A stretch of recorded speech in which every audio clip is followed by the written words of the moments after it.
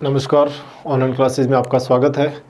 और यूट्यूब पे लगातार हम आपके साथ बने हुए हैं। और आज जो हमारा टारगेट रहेगा वो 271 से लेकर 300% तक अपने जा चुके हैं और हमारा जो टारगेट है 1000 प्लस क्वेश्चन तक जाने का है। चलिए आज हम आपके लिए क्या क्वेश्चन लाए हैं देखते हैं। पहला क्वेश्चन, यदि किसी पिंड की गतिज ऊर्जा 300% बढ़ा दी जाए तो संवेग में कितनी वृद्धि होगी। देखिए फॉर्मूला ये आता है कि जो अपने को गतिज ऊर्जा बढ़ाना है तो फॉर्मूला होता है P बराबर √2mE। फॉर्मूला होता है P समानुपाती √E। ठीक है, ऐसा करने से हम फॉर्मूला पढ़ते हैं P2 माइनस P1 बटे में P1 गुणा में 100 बराबर आ जाता है √E2 माइनस √E1 बटे में √E1 गुणा में कितना आ जाता है 100। चलिए हम यहाँ से बात करते हैं इसके लिए। तो संवेग में प्रतिशत में परिवर्तन कितना आएगा, गुणा में 100 बराबर फॉर्मूला होता है, यहाँ पर आएगा √E2 बटे में E1 माइनस 1 गुणा में 100%। अब जरा देखिए आपने जो है गतिज ऊर्जा को कितना बढ़ा दिया है, 300%। यदि पहले गतिज ऊर्जा जो है अपने E मानते हैं तो 300% और बढ़ गई, यानी कि ये 4E होगी -1 गुणा में 100%। तो कितना आ जाएगा 2 - 1, तो यहाँ सिर्फ उत्तर आएगा 100%, यानी कि संवेग में प्रतिशत परिवर्तन कितना हो जाएगा 100% हो जाएगा। तो इस प्रकार से हम निकाल सकते हैं, छोटा सा कैलकुलेशन है, आसानी से मान आ जाते हैं। यंग के जो है प्रयोग में स्लिट बराबर चौड़ाई की है और प्रकाश की तीव्रता जो है वो सममित रखा जाता है, तो केंद्रीय फ्रिज की तीव्रता जो है वो आई नोड है। यदि एक स्लिट बंद कर दी जाए तो बिंदु पर तीव्रता कितनी होगी। ध्यान दीजिए, हम ये क्वेश्चन पहले पढ़ते थे। ये देखो, यदि ये तीव्रता आई नोड है और ये आई नोड है तो यहाँ पर तीव्रता जो है वो कितनी हो जाती है, संपोषी व्यतिकरण होने पर 4 आई नोड होती है, ये तीव्रता होती है यदि ये आई नोड है। लेकिन इस प्रश्न में हमें ये कहा गया है कि जिसको अपने हमेशा 4 आई नोड कहते हैं, आज इसने इस तीव्रता का नाम कितना रखा हुआ है, आई नोड रखा हुआ है। यदि ये आई नोड है तो इन दोनों तीव्रताओं की तुलना में ये 4 गुना होता है। यदि ये आई नोड रखा हुआ है तो यहाँ तीव्रता कितनी होगी, आई नोड बटे 4, ठीक है, और आई नोड बटे में 4, तो ये उसका सीधा सीधा चौथा हिस्सा होती है। यदि एक बंद कर दोगे तो चौथा हिस्सा रह जाएगा, आई नोड है तो आई नोड बटे में 4 रह जाएगा। तो हमारा यहाँ इस प्रश्न के अनुसार कितना आएगा, आई नोड बटे 4 आंसर यहाँ आएगा। एक आदर्श गैस को नियत दाब पर 27 डिग्री सेल्सियस से 327 डिग्री सेल्सियस तक गर्म किया जाता है। ठीक है, यदि 27 डिग्री सेल्सियस पर प्रारंभिक आयतन V है तो 327 डिग्री सेल्सियस पर आयतन का मान कितना होगा। देखिए पहला ताप दे रखा है अपने को T1 बराबर 27 + 273 बराबर 300 केल्विन, और 300 केल्विन पर आयतन दे रखा है V1 बराबर V। दूसरा ताप दे रखा है 27 नहीं है, कितना दे रखा है अपने को, 327 प्लस 273 बराबर 600 केल्विन, और हमें उस पर पूछा गया है कि आयतन का मान कितना है। और हम जानते हैं V प्रोपोर्शनल टू क्या होता है, T। V1 बटे में V2 बराबर आ जाएगा T1 बटे में T2। ठीक, चलिए पहला आयतन कितना दे रखा है, V बटे में दूसरा पता करना है। पहला ताप कितना है 300 बटे में दूसरा ताप कितना है 600 केल्विन में, कट गए तो 2 पर, तो V2 का मान आ जाएगा 2V, यानी कि ताप दुगना होने पर आयतन का मान भी दुगना हो जाएगा। इससे अपना ऑप्शन नंबर कौन सा आ जाएगा, इसका C आंसर इसका राइट आंसर आएगा। कैंडेला मात्रक इसका, देखिए मूल राशियां पढ़ी थी 7 मूल राशियां। 7 मूल राशियों में हमने एक राशि पढ़ी थी जिसे अपने ज्योति तीव्रता कहते हैं, और ज्योति तीव्रता का जो मात्रक होता है वो कैंडेला होता है, या इसे ल्यूमन बटे में स्टेरेडियन भी कहते हैं, ल्यूमन बटे में स्टेरेडियन, और इसे अपने यूनिट के रूप में लिखा जाता है कैंडेला। तो यहाँ पर हमें जो मात्रक है कैंडेला किसका मात्रक है, तो कैंडेला जो मात्रक है हमारे पास वो किसका आएगा, ज्योति तीव्रता का मात्रक है। यदि किसी वस्तु पर अचर आघूर्ण कार्य करता है, एक जैसा आघूर्ण कार्य करता है तो वस्तु अपनी स्थायी अथवा सीधी रेखा के अनुदिश गतिशील बनी रहती है, रेखीय त्वरण उत्पन्न हो जाता है, कोणीय त्वरण उत्पन्न हो जाता है, अचर चाल से घूर्णन करती है। देखिए, जब किसी वस्तु पर आप अचर आघूर्ण लगाते हो तो उसमें क्या हो जाएगा, तो उस वस्तु में आप कोणीय त्वरण उत्पन्न हो जाएगा, वस्तु घूमना शुरू हो जाएगी और कोणीय त्वरण उसमें उत्पन्न हो जाएगा। ये हम इससे पता कर सकते हैं। किस पी दाब पर किसी आदर्श गैस का समतापीय आयतनीय प्रत्याशा गुणांक क्या होगा? देखिए, पहली बात तो आयतनीय प्रत्याशा गुणांक कैसे लिखते हैं, प्रतिबल बटे विकृति। प्रतिबल होता है डेल्टा बी बटे विकृति होता है डेल्टा वी अपॉन वी, ठीक है, वो भी माइनस का। तो इसलिए माइनस जो है प्रतिबल का मान वी डेल्टा पी बटे में डेल्टा वी, ठीक है। ये जो मान है हमारे पास प्रत्याशा गुणांक होता है, ठीक है। प्रत्याशा गुणांक किससे लिखा जाता है, के से। अब हम चाहिए समतापी प्रक्रम में। समतापी प्रक्रम होता है पी वी बराबर म्यू आर टी। अच्छा, इसे लिखा जा सकता है P delta we plus V delta P बराबर म्यू आर डेल्टा टी। देखिए, समतापी प्रक्रम है इसलिए डेल्टा टी का मान कितना रहेगा, 0। तो फॉर्मूला क्या रह गया, del V plus V delta P का मान कितना आएगा, 0, ठीक है। चलिए उधर ले जाते हैं इसको उठा के, वी डेल्टा पी बराबर आएगा माइनस पी डेल्टा वी, ठीक है। रुक जाओ, एक बार इस इधर वाले को लेकर जाते हैं। वी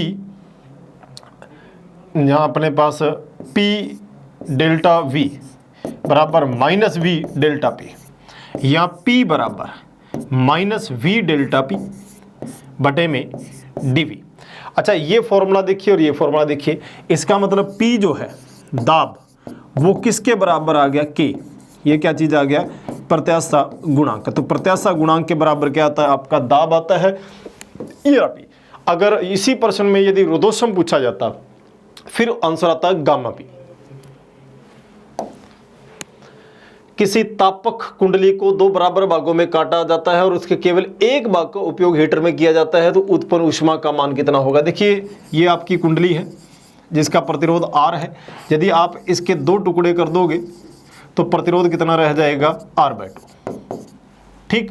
पहले जो उत्पन्न ऊष्मा H बराबर फॉर्मूला होता है V² बटे में R × T, ठीक है। अब इसको कहता 2 भागों में कर दिया गया तो उत्पन्न ऊष्मा का मान कितना आएगा? देखिए, पहले ऊष्मा जो है H1 थी वो प्रतिरोध के व्युत्क्रमानुपाती है। जैसे ही प्रतिरोध R था और अब नया ही उत्पन्न ऊष्मा H क्या आएगा, V² बटे में कितना आएगा, R/2 का × T। जैसे ही अपने बात करते हैं ये व्युत्क्रमानुपाती है, प्रतिरोध कम होगा तो उत्पन्न ऊष्मा ज़्यादा होगी। यहाँ प्रतिरोध आधा रह गया है तो उत्पन्न ऊष्मा दुगनी हो जाएगी। तो यहाँ पर अपने पास उत्पन्न ऊष्मा जो है वो दुगनी हो जाएगी क्योंकि प्रतिरोध आधा रह गया है। यदि कोई वस्तु जिसका प्रारंभिक वेग 0 है, एक समान त्वरण 8 मीटर प्रति सेकंड स्क्वायर के त्वरण से गति करती है तो उसके द्वारा 5वें सेकंड में तय की गई दूरी क्या होगी? देखिए, हमें सबसे पहले तो ए का मान दे रखा है, कितना दे रखा है, 8 मीटर प्रति सेकंड स्क्वायर, और उसका प्रारंभिक वेग यानी कि u बराबर 0 है और 5वें सेकंड में तय की गई दूरी के बारे में पूछा गया। देखिए, nवें सेकंड में जब भी दूरी पूछी जाती है तो उसे लिखा जाता है Sn बराबर आएगा u प्लस a/2 2n-1। ये nवें सेकंड में तय की गई दूरी का फॉर्मूला होता है। Sn बराबर प्रारंभिक वेग तो 0 है, a का मान 8/2 कौन से सेकंड में, 5वें सेकंड में, तो -2, ठीक है। 2 इधर रख दिए मैंने, एक ही बात है। तो Sn बराबर कितना आएगा, यहाँ 4 और यहाँ आएगा 10 - 1 यानी कि 9। तो कितने मीटर आ जाएगा, 36 मीटर हमारा इसमें आंसर आएगा। तो हमारा जो ऑप्शन आएगा वो कौन सा आएगा, ए आएगा, 5वें सेकंड में, ठीक है। तय की गई दूरी का मान आ गया। 79 में देखिए क्या कर रहा है, 300 ओम के प्रतिरोध और 1/पाई हेनरी प्रेरकत्व को 20 वोल्ट तथा 200 हर्ट्ज आवर्ती प्रत्यावर्ती जोड़ा जाता है। विभव और धारा के बीच कलांतर कितना होगा? सबसे पहले फेज डिफरेंस पूछा हुआ है तो हमें प्रतिरोध का बारे में दिया हुआ है, ठीक है। हमें प्रतिरोध पता होना चाहिए कि प्रतिरोध कितना है। तो प्रतिरोध दिया हुआ है 300 ओम, ठीक है।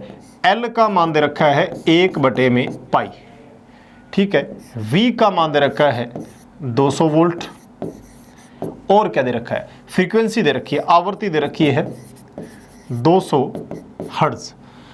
हमें पूछा गया है कलांतर। देखिए कलांतर बराबर होता है tan फाई बराबर होता है XL बटे में R, क्योंकि यहाँ पर प्रेरणीय प्रतिघात है, धारितीय प्रतिघात तो है नहीं, इसलिए XL बटे में R आएगा। फाई बराबर tan इनवर्स XL को क्या लिखा जा सकता है, ओमेगा L बटे में R। फाई बराबर tan इनवर्स XL को क्या लिखा जा सकता है, ओमेगा को 2 पाई FL बटे में R। फाई बराबर tan इनवर्स 2 पाई, अच्छा F का मान कितना है, F का मान हमें दे रखा है 200 इंटू L का मान कितना दे रखा है 1/पाई, और बटे में R कितना दे रखा है हमें 300। ठीक है, जो कटता है काटते हैं। देखिए पाई से पाई कट गया, ठीक है, 0 2 0 से 2 0 कट गई, ठीक है। अब जरा देखिए ऊपर क्या बच गया, 2 4 और बटे में 3, तो फाई बराबर आ जाएगा tan इनवर्स 4/3 हमारा ऑप्शन बचेगा। तो ए ऑप्शन आ जाएगा tan इनवर्स 4/3, इसका आंसर आएगा। अभिनति रहित पीएन संधि डायोड, मतलब उसको अभी किसी भी बैटरी के साथ जोड़ा नहीं है, बाइसिंग नहीं किया हो, अभिनति बाइसिंग को कहते हैं, ठीक है। पीएन संधि डायोड के अवक्षय क्षेत्र में क्या होगा, देखिए अवक्षय क्षेत्र वो एरिया होता है जहां कोई भी मुक्त आवेश वाहक नहीं होते हैं, सारे इलेक्ट्रॉन होल में चले जाते हैं, इसलिए वहां एक ऐसा एरिया बनता है दोनों डायोड के बीच, दोनों पी और एन के बीच में एक ऐसा डायोड बनता है जो माइक्रोमीटर में जिसकी मोटाई होती है, उसमें एक ऐसा एरिया बनता है जहां कोई भी मुक्त आवेश वाहक नहीं होते, तो वहां केवल स्थिर आयन ही बोलेंगे, ठीक है, फ्री कोई भी वहां पर नहीं होगा। समान त्रिज्या के दो गोलाकार चाल B एवं C पर आवेश की मात्रा भी समान है, एक दूसरे से कुछ दूरी पर रखा जाता है और इनके बीच में लगने वाला बल F है, ठीक है। दो गोले हैं, उनको कुछ दूरी पर रख दिया और इनके बीच लगने वाला बल कितना है, F है। उतने ही त्रिज्या वाले एक अन्य अनावेश यानी कि उदासीन चालक का संपर्क पहले B से कराते हैं, फिर C से कराते हैं और हटा दिया जाता है। B और C के बीच लगने वाला बल का मान कितना होगा।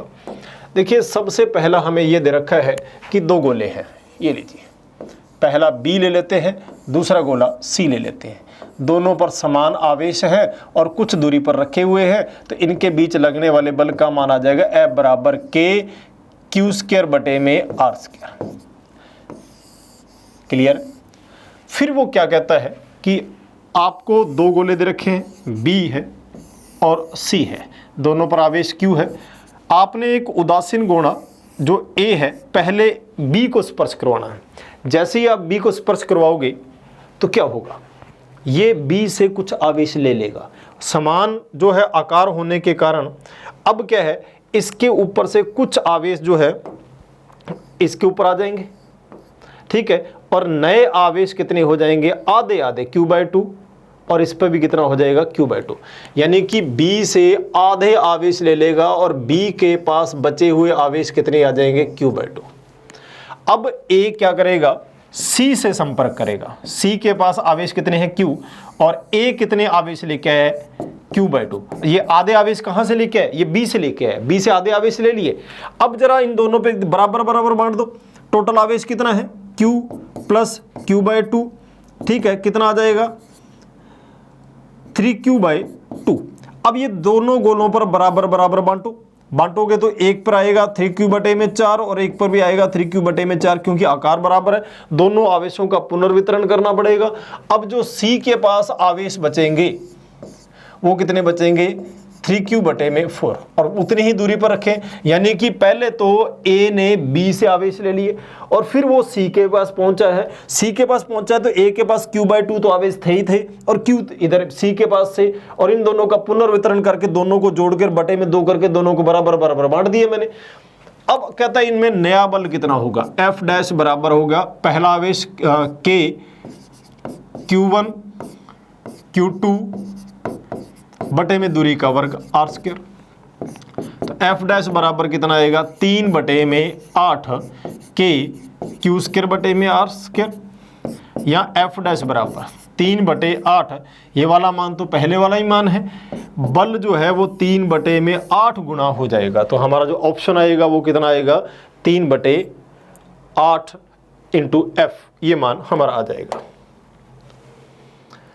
समान मोटाई परंतु भिन्न भिन्न पदार्थों की दो छड़ें, मोटाई समान है, पदार्थों की छड़ें है, उसमें चालकता जो है के, और यहाँ नहीं है ये के व 2k है, को जोड़कर एक संयुक्त छड़ बनाई जाती है, उसी में चालकता क्या होगी। देखिए जब दो छड़ों को जोड़कर श्रेणी क्रम में छड़ बनाई जाती है तो फॉर्मूला होता है 2k1 k2 बटे में k1 प्लस k2, और प्रश्न में हमें k1 का मान k दे रखा है और k2 का मान कितना दे रखा है 2k, और उसमें चालकता पूछा हुआ तो k सीरीज बराबर 2k इंटू 2k बटे में k प्लस 2k, तो ऊपर कितना आ जाएगा ks बराबर ऊपर तो आ जाएगा 4 बटे में कितना आएगा 3, तो यहाँ पर हमारे पास इंटू क्या आ जाएगा हमारे पास k, तो यहाँ मान आएगा 4 बटे में 3k, यानी कि हमारा ऑप्शन कौन सा आएगा यहाँ पर सी ऑप्शन आ जाएगा।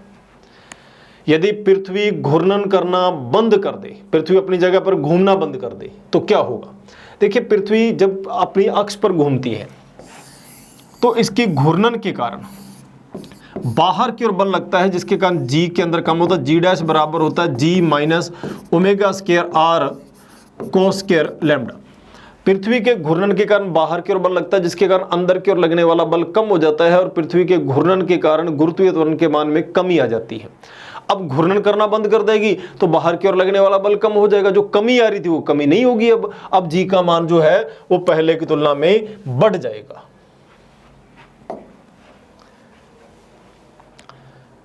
पचास किलोग्राम द्रव्यमान का एक पिंड क्षैतिज तल पर 1 मीटर फिसलता है, घर्षण गुणांक का मान दे रखा है 0.2 हो, तो किया गया कार्य कितना होगा। देखिए कार्य होता है W बराबर बल गुणा में विस्थापन। W बराबर बल को क्या लिखा जा सकता है ma इंटू एस, लेकिन घर्षण वाली सतह के लिए A बराबर फॉर्मूला होता है म्यू जी, W बराबर आ जाएगा m mu G into S. W बराबर द्रव्यमान कितना दे रखा है अपने को 50 किलोग्राम का है, म्यू का मान कितना दे रखा है 0.2, जी का मान 10 इंटू कितने तक खींचा जा रहा है 1 तक, ठीक है। अच्छा जी का मान 10 नहीं रखते, प्रश्न में 9.8 उसके अनुसार बात करते हैं, हो जाएगा यहाँ तक।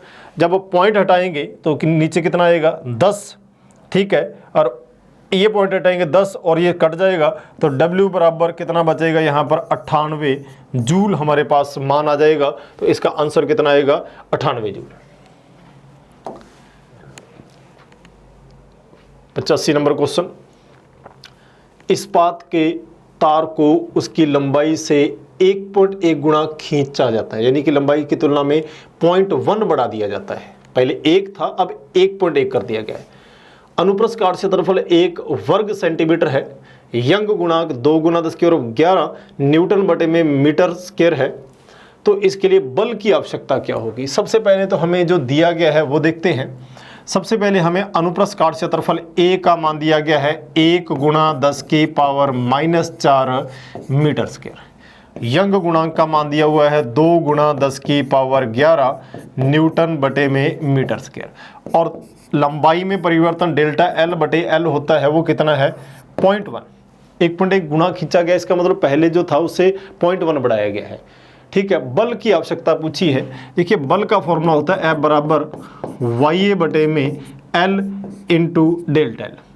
यहाँ F बराबर Y का मान कितना दे रखा है अपने को 2 गुणा 10⁻11, A का मान दे रखा है 10⁻⁻4 इंटू डेल्टा L बटे L, डेल्टा L बटे L इसका मान है 0.1। तो F बराबर, ठीक है, यहाँ पॉइंट हटा दूंगा, बटे में 10 -4 -5 हो जाएगा, तो 2 गुणा 10⁻6 न्यूटन हमारा आंसर बचेगा। तो ये हमारा ऑप्शन नंबर कौन सा आ जाएगा, ए ऑप्शन आ जाएगा। 85 नंबर था क्वेश्चन। अच्छा 86 में क्या, देखिए हमें एक आकृति दे रखी है, ठीक है, उसके कारण चुंबकीय तीव्रता के बारे में पूछा गया है। देखिए पहली बात तो ये आकृति के बारे में, फिर ऐसा वृत्त है, फिर आगे जा रहा है, यहाँ बिंदु है। अगर ऐसा है और इसमें धारा यूं चल रही है, सबसे पहले हम इसको भागों में तोड़ते हैं, ए बी सी डी और ई। आप देखिए ए बी के बिंदु दिशा में है, एकदम दिशा में है। अगर बिंदु दिशा में है तो चुंबकीय तीव्रता किसके कारण? ए बी के कारण है। ए बी के कारण तो तीव्रता नहीं आएगी क्योंकि बिंदु उसके थे। फिर बच गया आधा वृत्त। आधे वृत्त के कारण कौन सा चाप बचेगा? B C D. देखिए आधा पूरे वृत्त के कारण कितना होता है? म्यू नॉट आई बटे में 2r, और यहाँ कितना आ जाएगा अपने पास? म्यू नॉट आई बटे में 4r। ये आधे वृत्त के कारण आ गया। शेष ये छड़ है। देखिए इस छड़ के अगर दिशा में बिंदु होता तो 0 है, जैसे ये दिशा में है, लेकिन ये छड़ के किनारे पर है। ये छड़ की इस प्रकार से किनारा है, और किसी भी छड़ के किनारे पर यदि बिंदु होता है, कौन सा? डीसी। फॉर्मूला होता है म्यू नॉट आई बटे में, अगर बीचों बीच हो तो 2 पाई आर, किनारे पर हो तो 4 पाई आर होता है। अब सारी तीव्रता चेक कर लो। कुल तीव्रता का फॉर्मूला आएगा म्यू नॉट आई बटे में 4r plus mu not I बटे में 4 पाई आर। ये हमारा ऑप्शन बैठेगा। चेक करते हैं कौन सा आएगा।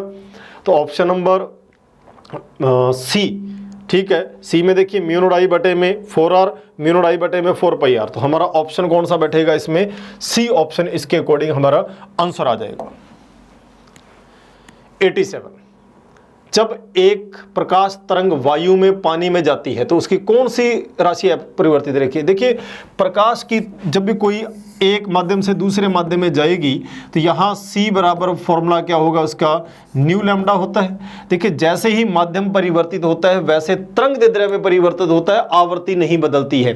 तो प्रकाश जब एक माध्यम से दूसरे माध्यम में जाता है तो प्रकाश का वेग बदल जाता है, उसकी तरंग दैर्ध्य बदल जाती है, लेकिन उसकी आवृत्ति जो है वो अपरिवर्तित रहती है। इसमें हमें पूछा गया है कि कौन सी राशि अपरिवर्तित रहेगी।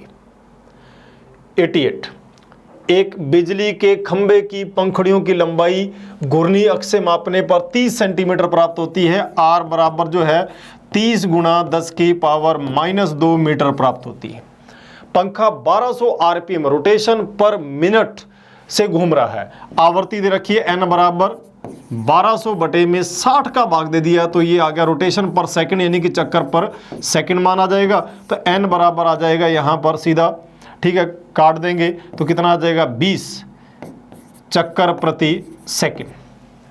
तो नोक का त्वरण पूछा है। देखिए त्वरण का फॉर्मूला होता है ए बराबर ओमेगा स्क्वायर आर। ए बराबर ओमेगा को लिखा जा सकता है 2 पाई एन का whole square into are.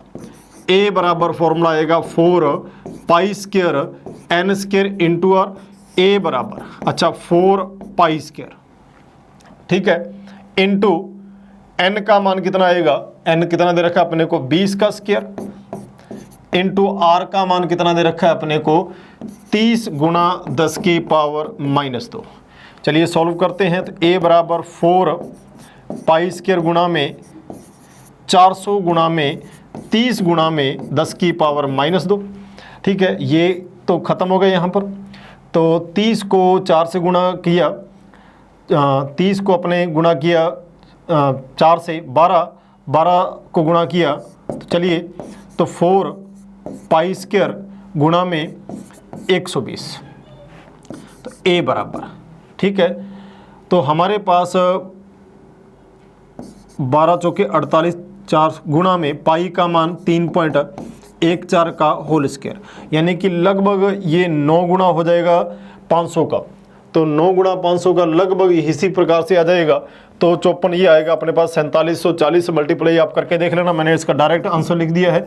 4740 metre पर सेकंड स्क्वायर हमारे पास इसका आंसर आएगा। तो हमारा ऑप्शन कौन सा आएगा? बी। मैंने अप्रोक्सीमेट देख लिया है कि इसका लगभग मान कहाँ जा रहा है, लगभग के हिसाब से हमारे पास 4700 मान समथिंग जाएगा। पानी की सतह पर तेल की परत इस प्रकार से फैल जाती है, इसका कारण क्या है? कारण यह है कि पानी का प्रस्ताव बहुत ज़्यादा होता है, तेल का कम होता है। तेल कम है तो फैल जाता है, जिसका प्रस्ताव कम होता है वो फैल जाता है, जिसका प्रस्ताव ज़्यादा होता है वो नहीं फैलेगा। तो पानी के ऊपर जब भी तेल डाला जाता है वो फैलने का कारण है तेल का प्रस्ताव कम है, जल का प्रस्ताव ज़्यादा है। तो पानी का प्रस्ताव बहुत जो है अधिक होता है।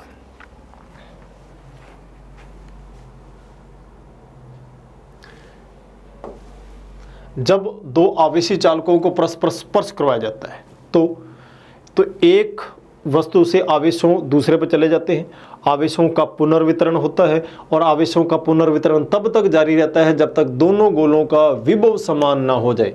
ठीक है, तो ये कहता है कुल ऊर्जा संरक्षित रहती नहीं, ऊर्जा में तो हानि हो सकती है। ठीक है, जब एक जगह से दूसरी जगह जाएगा तो ऊर्जा की हानि ऊष्मा वगैरह के रूप में हो सकती है। आवेश संरक्षित रहते हैं बिल्कुल।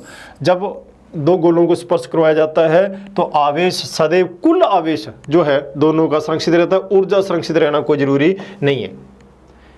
लैम्डा तरंगदैर्घ्य का फोटोन का संवेग क्या होगा? देखिए P बराबर सब जानते हैं H अपॉन लैम्डा होता है, तो ये तो सीधा सीधा ऑप्शन दे रखा था, अपने को पता होना चाहिए कि P बराबर, क्योंकि हम जानते हैं लैम्डा बराबर क्या होता है H अपॉन P, तो फिर P बराबर क्या आएगा H अपॉन लैम्डा। यदि किसी वस्तु का द्रव्यमान व त्वरण को दुगना कर दिया जाए, लो जी हमें दोनों को दुगना करना है, F बराबर M में, F बराबर क्या करने को कह रहा है 2M इंटू 2A, तो F डैश बराबर क्या आएगा 4M में, यानी कि बल कितने गुना हो जाएगा 4 गुना हो जाएगा, तो बल 4 गुना हो जाएगा। ये तो कुछ भी नहीं था, सीधा सीधा प्रश्न पूछा हुआ था। सरल आवर्त गति करते हुए कण की कुल ऊर्जा किसके अनुक्रमानुपाती होती है? सरल आवर्त गति करते हुए कण की कुल ऊर्जा 1/2 kA² होता है, और यानी कि ऊर्जा आयाम के वर्ग के समानुपाती होती है। ठीक है, तो संतुलित अवस्था में विस्थापन के दोलन की आवृत्ति के संतुलन अवस्था में वेग के गति के आयाम के वर्ग, बिल्कुल आयाम के वर्ग के समानुपाती होती है। किन्हीं दो स्थानों पर नमन कोण का मान 30 डिग्री और 45 डिग्री है। चुंबकत्व के क्षैतिज घटकों का अनुपात क्या होगा? देखिए क्षैतिज घटक को बोला जाता है बी हॉरिजॉन्टल को, और इसका फॉर्मूला होता है बी कॉसिटा। देखिए पहले स्थान पर बटे में दूसरे स्थान पर बराबर आएगा बी कोस, पहला स्थान कितना है 30 डिग्री, बटे में बी कोस दूसरा स्थान कितना है 45 डिग्री। बी से बी कैंसिल आउट हो गया। बी हॉरिजॉन्टल फर्स्ट पैलेस और बी हॉरिजॉन्टल सेकंड पैलेस के लिए कोस 30 का मान कितना होता है? कोस 30 का मान होता है √3/2 और इसका मान होता है 1/√2। और जब इसको सॉल्व करेंगे अपने, ठीक है, तो मान कितना आएगा √3/√2, यानी कि ऑप्शन नंबर कौन सा आ जाएगा मेरे पास? ए ऑप्शन आ जाएगा। जब एक छड़ को गर्म किया जाता है परंतु इसको प्रसारित नहीं हो, इसको बिल्कुल दृढ़ आधारों के बीच में रख दिया गया है, तो प्रतिबल किस राशि पर निर्भर नहीं करता? देखिए जब दो दृढ़ आधारों के बीच में किसी छड़ को रखकर तापांतर उत्पन्न किया जाता है और प्रसारित नहीं होना चाहिए, तो इसके लिए y बराबर फॉर्मूला होता है, ठीक है, सॉरी ए बराबर होता है YA अल्फा डेल्टा थीटा, ये चीज़ होती है। ठीक है, और यदि हमें ये पूछा गया प्रतिबल, तो फिर F बटे में A जो है बराबर होता है Y अल्फा डेल्टा थीटा। ये अपने पास तापीय प्रतिबल का फॉर्मूला है।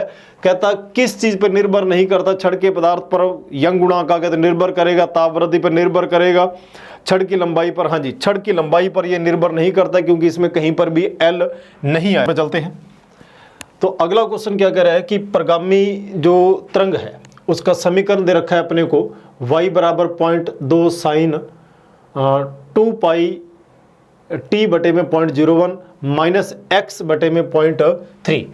तो तरंग का वेग पूछा। सबसे पहले हम समीकरण लिखेंगे कि यहाँ समीकरण क्या है, तो हमारी समीकरण है y बराबर 0.2 साइन ऑफ 2 पाई t बटे में 0.01 माइनस 2 पाई x बटे में 0.3। समीकरण आ गया अपने पास। अच्छा हम जानते हैं समीकरण क्या होता है, y बराबर y naught sine of omega t minus k x होता है। अगर इन दोनों समीकरणों को तुलना करूं तो जो t के साथ है वो ओमेगा का मान है, तो ओमेगा का मान कितना आएगा 2 पाई बटे में 0.01, और इसी प्रकार k का मान कितना आएगा अपने पास 2 पाई बटे में 0.3, जो x के साथ मान है वो k का है। अब हमसे पूछा गया है वेग का मान, और वेग जानते हैं v बराबर फॉर्मूला क्या होता है ओमेगा बटे में k। तो v बराबर, अच्छा ओमेगा का मान कितना दे रखा है 2 पाई बटे में 0.01 इंटू के का मान उलट देते हैं 0.3 बटे में 2 पाई, और 2 पाई से 2 पाई कट गया तो v बराबर आ जाएगा, देखो पॉइंट हटेगा ऊपर, पॉइंट के बाद 1 है 2 है तो ऊपर आ जाएगा 30 मीटर पर सेकंड। तो हमारा जहां वेग आएगा वो कितना आएगा, 30 मीटर पर सेकंड, इस प्रश्न के अनुसार आ जाएगा। प्रश्न नंबर 97, किसी असमान परिच्छेद वाले धात्विक चालक में स्थायी धारा बहती है तो लंबाई के अनुदिश क्या स्थिर है। देखिए असमान अनुप्रस्थ काट क्षेत्रफल की यदि की तार ली जाए तो तार में देखिए वही बर्नौली के नियम ही लगते हैं। जैसे बर्नौली के नियम में बहने वाला जो कुल द्रव समान रहता है, प्रति सेकंड जितना प्रवेश करेगा उतना ही बाहर निकलेगा, वही काम है कि यहाँ पर जितनी धारा प्रवेश करती है उतनी ही धारा जो है वो बाहर निकलती है। नहीं, हाँ, संकरा होने पर अपवहन वेग बढ़ता है, ठीक है, लेकिन धारा का मान इसमें सिर्फ क्या रहता है, नियत रहता है। तो इसमें सिर्फ क्या रहती है, धारा, जैसे जैसे अनुप्रस्थ काट क्षेत्र कम होगा वैसे वैसे अपवहन वेग का मान जो है वो बढ़ता जाता है। लीजिए लैम्डा का मान दे रखा है। बामर श्रेणी के लिए द्वितीय रेखा की तरंग दैर्ध्य क्या होगी। देखिए बामर श्रेणी के लिए द्वितीय तरंग की 1 फॉर्मूला होता है लैम्डा बराबर r बटे में 1 बटे में n1 स्क्वायर माइनस 1 बटे में n2 स्क्वायर। आप जानते हैं बामर श्रेणी के लिए n1 का मान कितना होता है 2 और n2 का मान कितना आएगा 3 4 5 6 7, ठीक है। इसके लिए हमसे कौन सी के बारे में बात की है, द्वितीय के लिए बामर श्रेणी में बात की गई है। तो 1 लैम्डा बराबर r इंटू 1 बटे में 2 का स्क्वायर माइनस 4 का स्क्वायर, 1 बटे में लैम्डा बराबर r इंटू 1 बटे में 4 माइनस 1 बटे में 16। तो 1 बटे में लैम्डा बराबर कितना आएगा, ठीक है, एलसीएम अपने ले लेते हैं 16, ऊपर कितना आएगा 16 माइनस 4 यानी कि 9, ठीक है। तो 2 का स्क्वायर आ गया माइनस यहाँ कितना आएगा, बिल्कुल 4 का स्क्वायर, 16 माइनस जो है 9 बटे में 16, ठीक है। तो 16 रुक जाओ, सॉरी यहाँ पर दोबारा देख लेते हैं। तो यहाँ एलसीएम कितना लिया अपने 16, तो यहाँ कितना आएगा 4 माइनस 1, तो 1 lambda is equal to r into 3 बटे में 16। तो हमें यहाँ लैम्डा चाहिए था, लैम्डा बराबर क्या आएगा 16 बटे में 3r। तो यहाँ हमारे पास लैम्डा का मान कितना आएगा 16 बटे में 3r। ये आगे चलते हैं। क्वेश्चन नंबर 99, चुंबकीय क्षेत्र B में एक चालक को दाईं ओर चलाया जा रहा है, प्रेरित धारा की दिशा चित्र में दिखाई गई है, चुंबकीय क्षेत्र की दिशा क्या है। देखिए इसको चेक करने के लिए अपने क्या करते हैं, ठीक है, मान निकालते हैं अपने किसी भी परिपथ के लिए। तो देखिए क्षेत्र किधर है, अंदर की ओर, गति किधर हो रही है इस दिशा में, तो प्रेरित धारा किधर होगी, ऊपर की ओर। इसका मतलब चुंबकीय क्षेत्र किधर जा रहा है, इसके अंदर की ओर जा रहा है। तो चुंबकीय क्षेत्र किधर, कागज के तल के लंबवत नीचे की ओर होगा, अंदर की ओर होगा। अपने जो है नियम से यहाँ इस प्रकार से भी ज्ञात कर, क्षेत्र अंदर की ओर है, गति इधर है, तो धारा जो है वो लॉरेंज बल के कारण ऊपर की ओर प्रवाहित होगी। एक बड़ा जहाज जल में तैर सकता है, स्टील की जो बनी हुई सुई है डूब जाती है, इसका कारण क्या होता है, उत्प्लावन बल आर्किमिडीज के सिद्धांत पर काम करता है। तो श्यानता, प्रस्तनाव, घनत्व ये नहीं आएगा, इसका जो थ्योरी आएगी वो कौन सी सिद्धांत पर समझाया जा सकता है, इसको आर्किमिडीज के सिद्धांत पर बात की जा सकती है। तो चलिए हमने आपसे आज क्वेश्चन गए हैं, इस प्रकार से हम धीरे धीरे और आगे बढ़ते जाएंगे। अगले सीरीज में आपसे फिर मिलते हैं, तब तक के लिए जय हिंद।